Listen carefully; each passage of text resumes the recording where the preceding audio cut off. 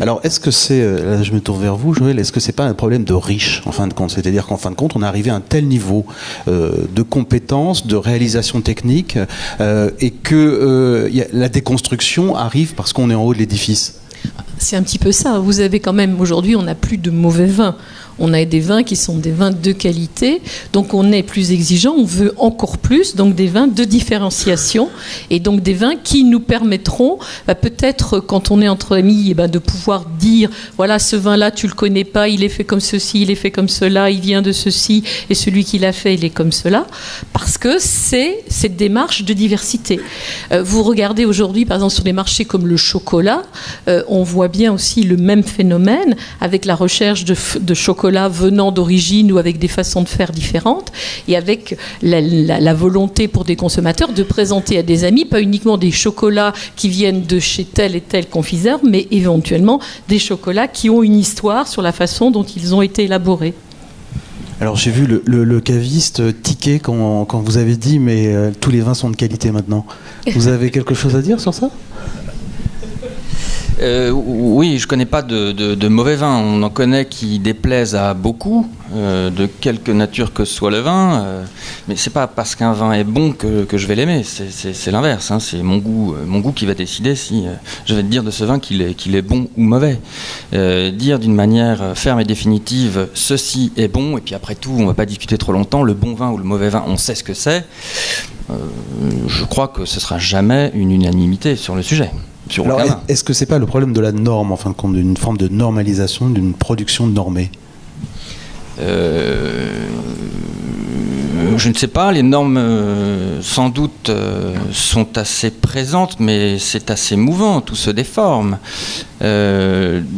Proposer une gamme très normée, c'est se heurter à une clientèle qui n'est pas forcément réceptive.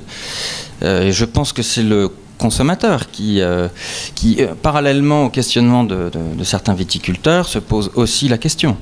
Que mettons dans mon verre, que mettons dans mon assiette ? Un besoin d'information.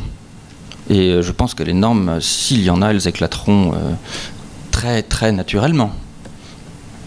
Alors, les limites de ces normes, Jean-Philippe, vous y êtes... c'est votre quotidien. S'il fallait, si on vous demandait jusqu'où le vigneron peut aller, aujourd'hui en Bourgogne, exprimer sa personnalité, quelles seraient ses limites ? Merci pour la question, Antoine. Je vous avais dit que ça va monter en puissance, vous inquiétez pas. Je vais rebondir là sur je repense aux deux diapos que nous a présenté Frédéric Brochet tout à l'heure sur le tableau de Miro en disant est-ce qu'on peut juste regarder le produit final ou est-ce qu'il faut s'intéresser à la façon dont on l'a obtenu, c'est-à-dire à l'intention. Tout le débat est là. Moi, je crois qu'il y a vraiment deux choses qui se complètent, qui ne s'opposent pas mais qui se complètent. Il y a d'un côté des gens qui sont sur, on va dire, du marketing de la demande, et auquel cas, oui, il faut un cadre normé, on les met dans une obligation de plus de moyens, je dirais. Et ensuite, il y a des gens qui échappent à ça, qui sont donc sur des visions plus esthétiques, et auquel cas, ces vins-là, ils n'ont pas de prix, on l'a dit hier, ils ont une cotation. On est sur du marché de l'art, donc on est sur des choses qui sont beaucoup plus subjectives. Et là, effectivement, l'obligation du résultat, c'est le fait que les vins se vendent avec une marge. Mais je crois qu'il faut redéfinir finalement dans quelle catégorie on se trouve. Et sinon, on va appliquer des outils de contrôle qui ne permettront jamais de réaliser ce pourquoi ils ont été faits. On l'a vu ce matin dans la présentation qui a été faite sur Pascal Stich, où j'ai retenu quelque chose de fort sur est-ce qu'un grand vin est un vin dans lequel on a pas une synchronisation, mais une sorte de densification dans la temporalité des sensations. C'est vraiment ça la question. Est-ce qu'on a une vraie différenciation entre des vins d'entrée de gamme qui sont simples et qui présentent un échelonnement des goûts et une accessibilité des goûts simple pour un consommateur qui n'a pas forcément besoin d'être éduqué pour ça. Là, quand on parle des vins à forte personnalité, on l'a encore évoqué hier soir, on parle des consommateurs qui sont forcément éduqués. Comme tu l'as dit hier, on ne donne pas Proust à lire à un enfant de 10 ans parce qu'il ne va jamais le lire et il n'aura jamais envie de le lire. Donc même chose pour ces vins-là. Donc toute la question est là, à la fois la responsabilité qu'on peut avoir dans l'éducation du consommateur et dans le fait de responsabiliser le producteur, en disant qu'a priori, s'il a une tête bien faite et les idées claires sur son objectif et les potentialités de sa structure, libre à lui de pouvoir faire ce qu'il veut, à partir du moment où il trouve un consommateur qui valorise. Donc à mon avis, on est au bout de l'application de la norme au sens où elle a été définie au jour d'aujourd'hui, parce que cette norme voulait s'intéresser à des contrôles de produits qui, par leur nature, échappent à leur cadre d'application. Alors, au quotidien, le vigneron, il construit un nouveau territoire en décidant de partir sur de l'expérimentation, parce que je pense qu'on est aussi dans cette phase-là, dans l'expression de la personnalité, il y a une phase expérimentale. Est-ce que vous trouvez qu'en Bourgogne, on a toute liberté, justement, pour avancer dans cette expression de la personnalité des vins ? Bonne question aussi. Je dirais que ça dépend certainement du niveau d'appellation, et que la question ne se pose pas de la même manière pour une appellation régionale ou un village ou un premier cru ou un grand cru. Une appellation régionale, il y a une image du prix qui est assez forte dans la clientèle, et pour sortir un vin, entreprendre cette démarche, c'est pouvoir essayer de valoriser un peu ces produits de manière supérieure, supplémentaire, plus facile. Et c'est vrai que quand il y a une image très très forte sur les prix, c'est moins facile. Donc je pense qu'au bout d'un moment, l'appellation, là, c'est plutôt un frein. Sur des grandes appellations, je crois qu'on a quand même un champ d'investigation qui est beaucoup plus large, et qui est facilité aussi par le fait qu'on a accès directement à une clientèle assez aisée et assez connaisseuse. Alors, est-ce qu'en grande surface, le problème, c'est qu'on n'a pas réussi encore à faire venir un public un peu plus cultivé au niveau du vin pour que on resserre cette inégalité qui est en train d'être évoquée là aujourd'hui, c'est-à-dire que je me lance, moi, vigneron, dans l'élaboration d'un vin personnel plus complexe, mais parce que je peux vendre cher mon vin et que j'ai une petite production avec une clientèle qui est prête à me suivre. Et est-ce qu'en grande distribution, on n'arrive toujours pas à capter ces vins-là ? On arrive à capter ces vins-là dans les petits prix.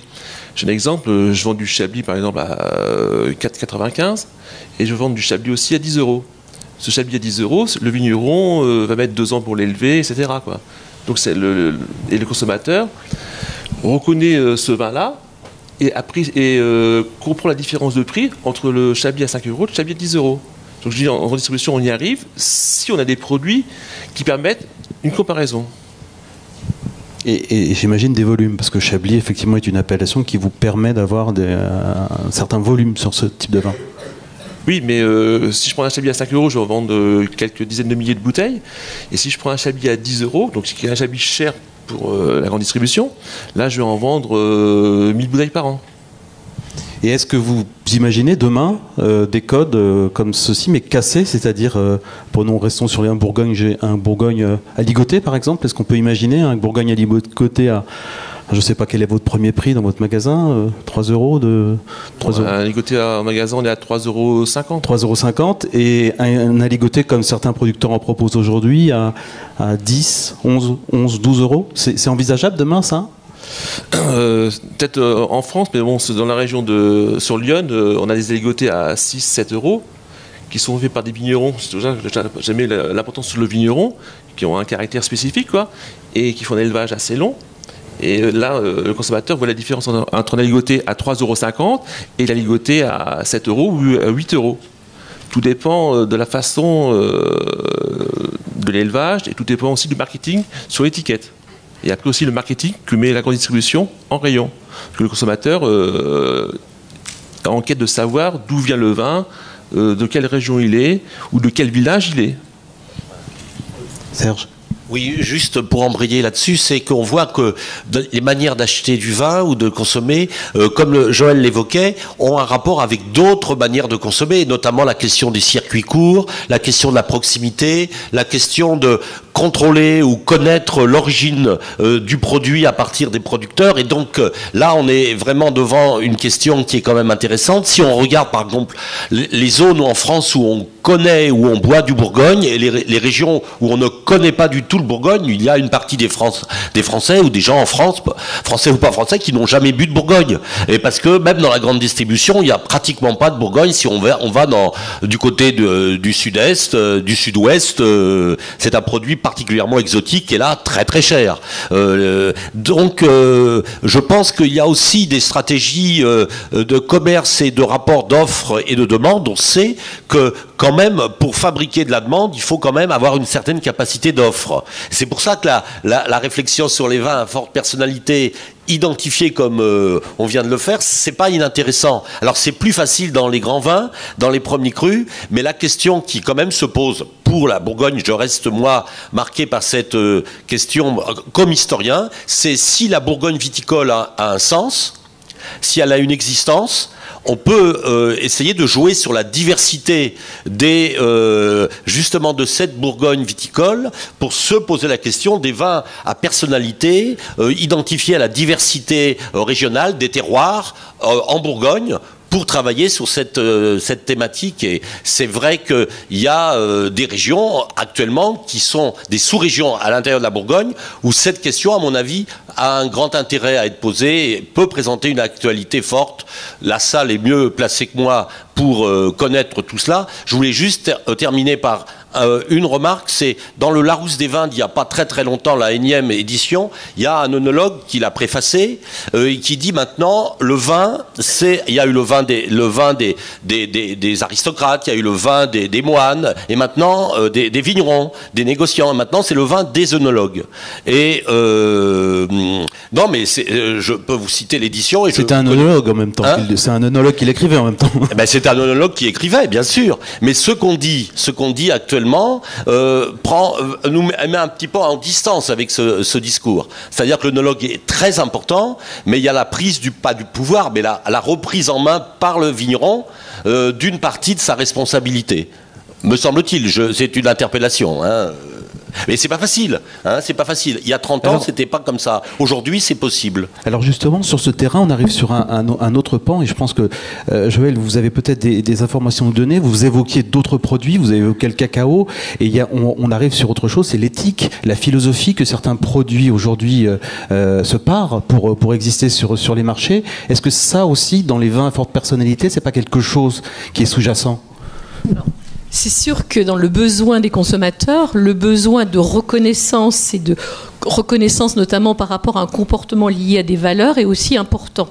Et ça rejoint aussi le besoin des producteurs qui veulent aussi être reconnus pour une certaine vision de ce qu'ils ont, de leur travail, de leur vin, de la façon dont ils envisagent. Mais je pense qu'il y a aussi un aspect important qui a été aussi évoqué tout au long de la journée, c'est l'aspect prix. Il ne faut quand même pas oublier que le prix est une variable importante et que les vins dits de personnalité, certes en Bourgogne, mais on les trouve aussi dans beaucoup d'autres régions.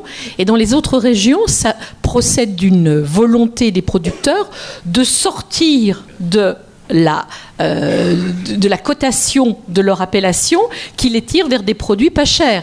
Donc on voit par exemple beaucoup dans les côtes de Roussillon apparaître ce type de produit, c'est parce que les côtes du Roussillon ont du mal en termes de valorisation de prix. Donc ils ont trouvé dans ces moyens de se différencier, une possibilité de sortir et d'avoir des prix un petit peu, on dirait, hors norme appellation, hors norme de référence produit, comme l'évoquait Yves tout à l'heure. Effectivement, les vins les plus chers de Languedoc et de Roussillon sont des vins de table ou des vins de pays. Mais à bas gauche, ou vins de France, pardon, Maître Berthomo. Par contre, vous, un de vos vins les plus chers, rappelez-moi l'appellation. Échezeaux. Oui, mais vous avez un autre vin très connu dans votre cave qui est votre Bourgogne. Le Bourgogne Chapitre, non, oui. C'est un simple Bourgogne, oui. Et c'est un des vins les plus chers de votre gamme. Oui, c'est un vin que je commercialise à 45 € au prix particulier. Oui, donc en fin de compte, même en Bourgogne, je crois qu'il se passe à peu près le même phénomène. C'est-à-dire que, voilà, il y a une forme pour la reconnaissance passe aussi par la reconnaissance d'un travail dit de forte personnalité, passe par le fait que vous sortez complètement des normes des prix. Bon, de toute façon, je pense que si une démarche qui est entreprise comme ça, c'est pas pour rester dans la norme tarifaire. De toute façon, autrement, il y a quand même une prise de risque. Il faut pas s'en cacher. Et c'est quand même un métier. C'est une approche. Il y a quand même où c'est un peu stressant des fois. Voilà. Donc maintenant, voilà. Pour arriver à ça, il y a aussi tout un travail en amont sur les rendements qui sont quand même assez limités. Donc nécessairement, il faut aussi arriver à valoriser le produit de manière supérieure pour pouvoir faire tourner l'entreprise. Et alors, Cavis dans le 5e arrondissement, j'imagine que vous avez une assez belle clientèle de gens plus aisés que dans une ZUP de ville de 15 000 habitants. Quel est justement ce rapport au prix ? C'est-à-dire qu'aujourd'hui, pour exister dans cet univers de vin à forte personnalité, est-ce qu'on est crédible en faisant un vin à 6-7 €? Oui. Oui, bien sûr. il existe un nombre important de ces vins-là à prix très modeste, sur des exploitations peut-être plus grosses, hein, avec des rendements peut-être un petit peu plus confortables. On peut proposer du vin dit nature à 150 ou 200 euros, c'est sûr, mais on en propose aussi à 5 euros. Et de jolies factures, du joli vin. Le prix, qu'il soit bas ou qu'il soit haut, c'est pas forcément un argument pour décider un client d'acheter ce type de vin ou pas. Il attend avant tout un type d'émotion, et ensuite son achat est en effet dicté par ses capacités, mais c'est pas le point absolument déterminant. Notre ami de la grande distribution, vous êtes un peu enfermé quand même, vous, dans des prix. Est-ce que si vous décidez demain de prendre, il n'y en a pas beaucoup, je sais, mais 10 caisses du Bourgogne chapitre de Jean-Yves, que vous allez vendre 50 euros, vous pensez que ça peut se faire, ça? Ça peut exister aujourd'hui en grande distribution? Ça peut se faire sur une période courte, mais très courte, quoi. J'ai fait l'expérience de vente du Grand Echezo, quoi. Et là, je parle à un Bourgogne. Mais déjà pour nous, c'est déjà pas mal, quoi. On a acheté 3, quoi. Et en fin d'opération, il reste 3, quoi. Donc les gens en grande distribution sont pas encore prêts à acheter ces vins-là. Donc je pense à acheter son vin à 45 euros. Le consommateur GD ira plutôt vers le caviste. Donc je veux dire, chacun a son métier, quoi. Et pour l'instant, la GD n'est pas prête à vendre ces vins-là.